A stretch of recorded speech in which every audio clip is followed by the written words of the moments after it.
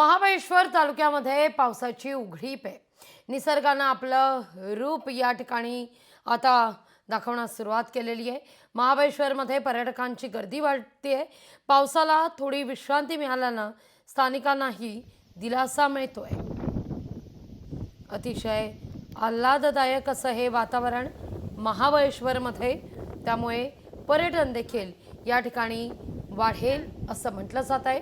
पावसानं काहीशी या ठिकाणी विश्रांती घेतल्यानंतर निसर्गाचं हे रूप अधिकच खुलून दिसतंय।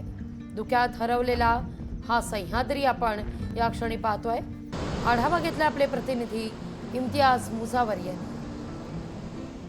महाबळेश्वर तालुक्यात आतापर्यंत 5030 मिलीमीटर पावसाची विक्रमी नोंद झालेली आहे। महाबळेश्वर परिसरातील पडणाऱ्या पावसामुळे या परिसरातील असणाऱ्या पर्वतरांगा हिरव्यागार झालेल्या आहेत आणि आपण पाहतोय की या पर्वतरांगावरील असणारं पांढरं शुभ्र धुकं या महाबळेश्वरचं सौंदर्य आणखीन वाढवत आहे।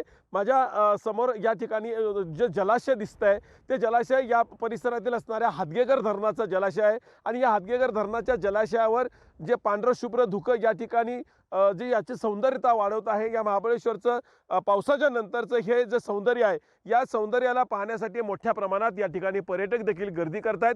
विशेष करून श्रावण महिना नुकताच संपलेला आणि श्रावण महिना संपल्यानंतर या परिसरातील असणारी जी रंगीबेरंगी फुलं आहेत, जी विविध पर्वतरांगांवरील असणाऱ्या वेगवेगळ्या कलरची जी रंगीबेरंगी रानफुलं आहेत, या रानफुलांच्यामुळे या परिसराचं सौंदर्य आणखीन फुलून दिसत आहे। एकंदरीतच पर्यटकांनी वर्षा पर्यटनाला या ठिकाणी गर्दी देखील केलेली आहे। सध्या महाबळेश्वरचा या ठिकाणी सौंदर्य आणि हिरव्यागार पर्वतरांगा या खऱ्या अर्थानं पर्यटकांना खुणावत आहेत। इम्तियाज मुजावर, लोकशाही मराठी, सातारा।